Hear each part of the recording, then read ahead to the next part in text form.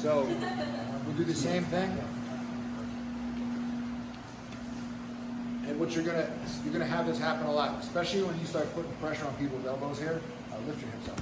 He bridges up. He can take some pressure off of that arm by bridging his hips up and down. Right?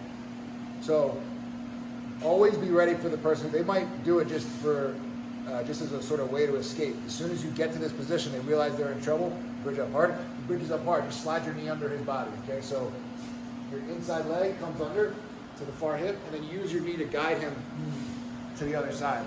You should end up, ideally, this is what happens.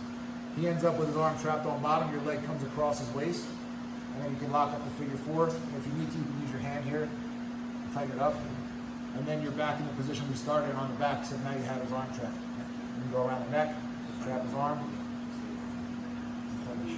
And if you want, sometimes you can push this down, and you can trap both of his arms, and finish like this. This is embarrassing if you ever get caught. You're like a nugget. Yeah.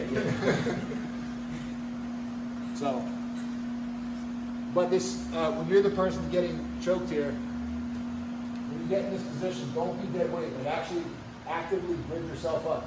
It makes it much easier to do this on like the more sort of aggressive the person lifts their body up, the easier it is for you to get under. And don't just try to throw your foot all the way under. Just get your knee over. I'm using my knee to push him to the other side. I bring my leg across. Immediately just cross your feet. This is almost as good as having a full figure four. This is 95% as good.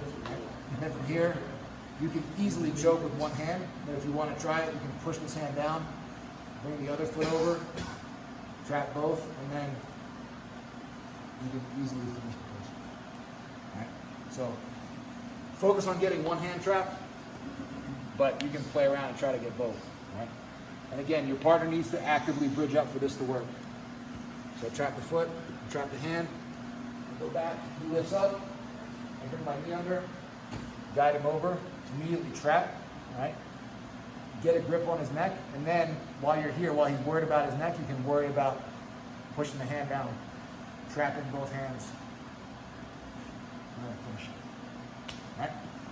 1, 2, 3.